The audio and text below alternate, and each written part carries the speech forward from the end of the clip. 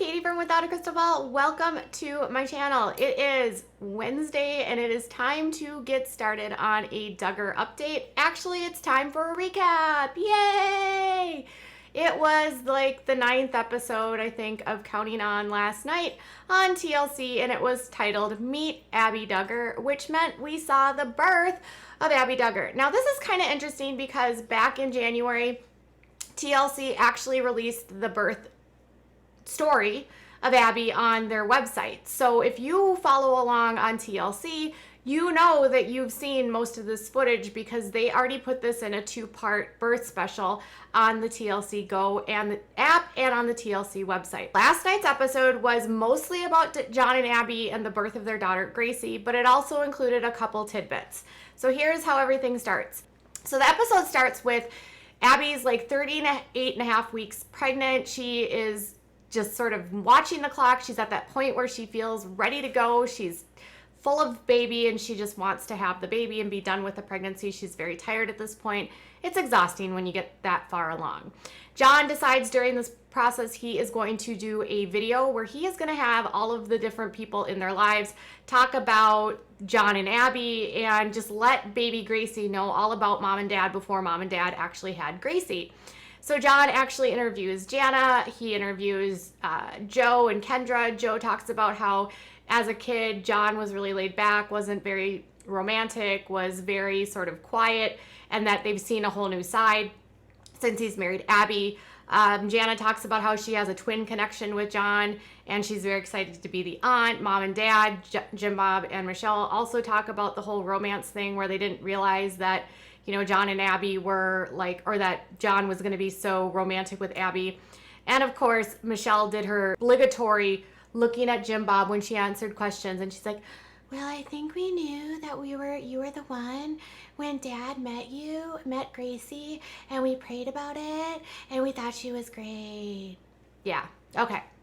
So he puts this whole thing together. John also is kind of a interesting one. He gives Abbie a pedicure. I mean, who knew? John is the surprise Duggar, I guess, of all of the boys. He seems the most maternal in nature, the most willing to do things like rub his wife's feet, do things for his wife. They seem to have more of an equal sort of relationship because he literally was doing all of the things with the pedicure. He had all of the tools, he had the separators to put on the polish. He was actually working on the cuticles and doing like, you know, buffing, and it was amazing actually. And he said he enjoys doing nails. Interesting. So even some of the Duggar men can somehow find ways to have a more feminine side. And I'm not trying to be at all sexist here, but this is not traditional in the Duggar world because the rest of the episode, they were like, well, have you done that for your wife? Would you ever do that? You know, and like Ben is like, no, like if you're a guy that does that, that's fine, you know, and Austin's like, I've painted her nails. And Joy's like, yeah, like once. And then Jim's like, well, Michelle really likes her feet rubbed. But I feel like Michelle and Jim Bob's foot rub is more for Jim Bob so he could be joyfully available. So then we get on to Spurgeon, Jessa, Henry, and Ben. They are going to paint. They're painting, I'm not even going to lie, birdhouses. So remember how they got a bunch of like funny gifts when Henry turned 3 or 2? They did a bunch of gifts where they bought him like a bird, a feeder for a squirrel, and they got him binoculars. Well, apparently Spurgeon got a bunch of stuff related to birds, and he really likes birds. So they painted birdhouses, and then Henry at one point spells his name. Jessa's like, whoa, how did you know how to spell the name? I never taught you that. They sort of reminisce about how he had those, like, the delays in speaking, and that she was surprised that he had learned how to spell his name because she had never taught him that.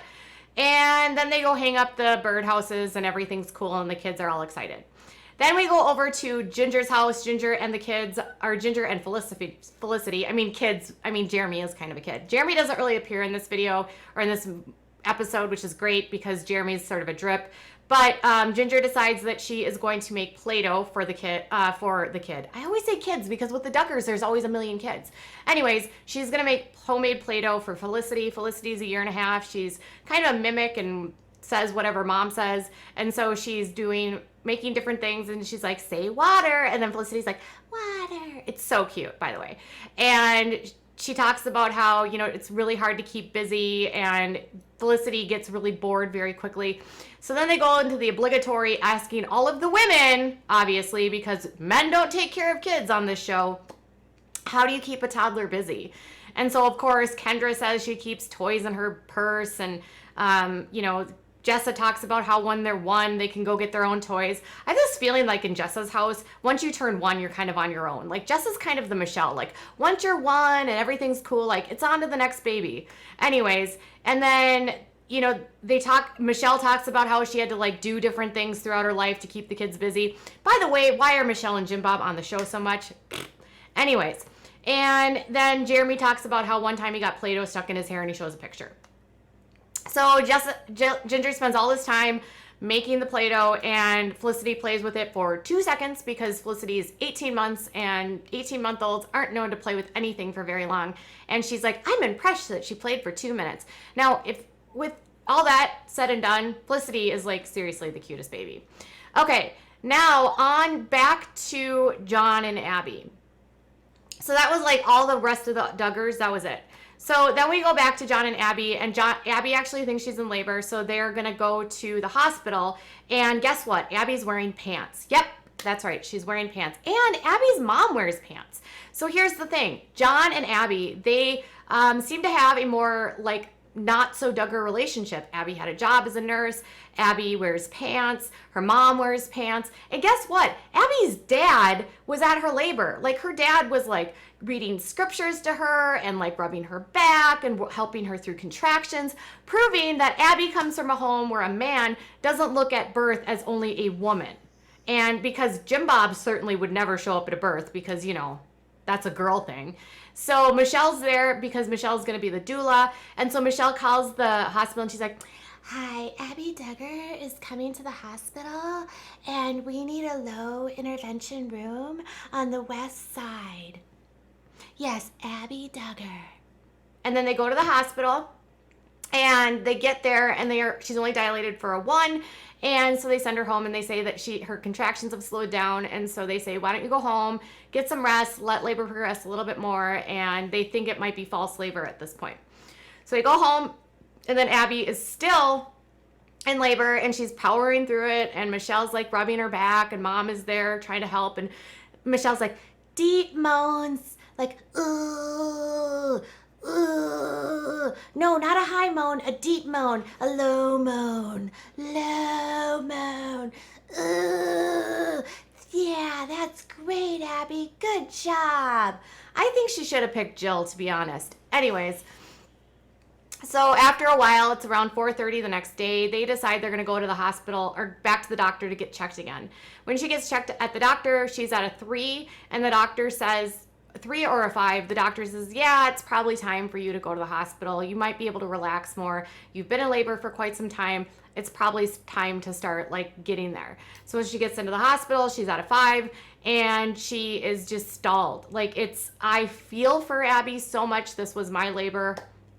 First time labors are the longest. They take forever. Your body has not typically been done this before. The muscles, there's no muscle memory. You don't have the stretched out muscles down there that are like after I never had a second baby, but I've heard second, third, fourth babies can just fall out sometimes. But number 1, not so much. So when they get to the hospital, she is then like at a 4 or a 5 and she's trying to labor. It's been 24 hours in.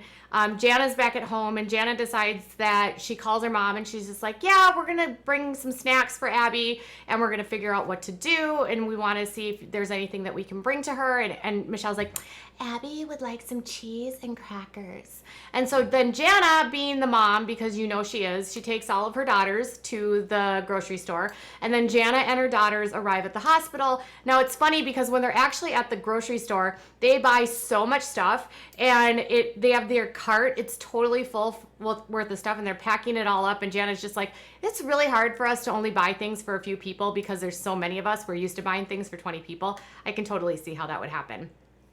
So then they get to the hospital. At this point, Abbie is actually in the Abbie's actually in the bath, so they can't go in and see her. And then quickly after that happens, Abbie is kind of still in this position where she hasn't progressed any further. She's very tired, and the doctor decides that they're going to give her Pitocin and an epidural. She then falls asleep for a little bit. They move her out of the low intervention side of the room and into a more high intervention area. She then falls asleep. She wakes up, she's woken up at around 2 in the morning, and they tell her that she's at a 10. She says that she pushes for about 30 to 45 minutes, and then they have Gracie. Now, cameras did not film it, so she was, again, different here because she did not have cameras there. While she's delivering, Dad and Jim Bob are at the, in the chairs, and they're like, what do you think the baby's going to be born at? And then Abbie's dad is like, 7-7, and Jim Bob's like, 7-11. And anyways... So she has the baby. They say they name her Gracie. And then after they have the baby and discharge, they go back home. They go back to their mobile home, and then they have all of the Duggars over to meet Gracie. So they pack everyone into this very small mobile home. I think it's like 600 square feet is what they've said, or 650 square feet. It's not a very big one. It's not very large. And everyone's like packed in, and they're like, it's like sardines in here. And all of the girls sit down and they talk about how there was all these babies that were born at the same time, and they're all little girls, and they're all going to grow up to each other, and they're all going to have their babies and have tea parties and blah, blah, blah. And while they're all sitting down, it's interesting because they're like, yeah, 4 of us were pregnant at the same time. Kendra, Lauren, Jessa, blah, blah, blah, you know? And it's like they completely forgot about Anna. Poor Anna. They forget about Jill and Anna. And then they start talking about how they start talking about epidurals, and Kendra and Lauren talk about how, they can be helpful. And Abbie was like, I'm so glad I had it. I didn't feel anything.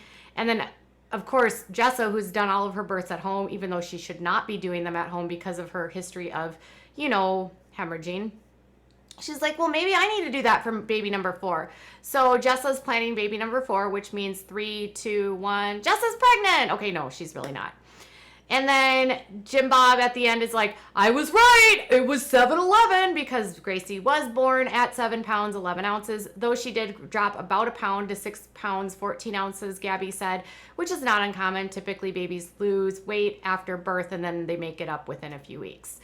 So, and then as everyone leaves, then John David presents the video that he made for Abbie and Gracie to Abbie that Abbie knew nothing about. She watches the whole video. It's really sweet.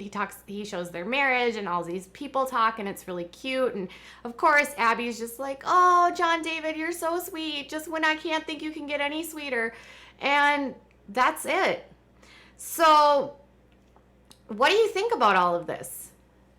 Do you think that you're amazed that Renegade Abbie had pants, her dad there? She got the epidural, the Pitocin. She was all about, not afraid to have anything there. Her dad wasn't too manly to be a part of it. I think it's amazing, by the way. And then what do you think about the whole Jana? Do you think Jana really is the mom? Is she the mom to all these kids? Is that why she doesn't want anyone to be near her and she doesn't want to have a wedding or a baby? And then what do you think about them leaving out Anna? What do you think about Abbie Duggar would like a low intervention room, and please moan with a low moan? What do you think about Miss Michelle as a doula? All right, that's it for now. I'll be back later with more. Bye, guys.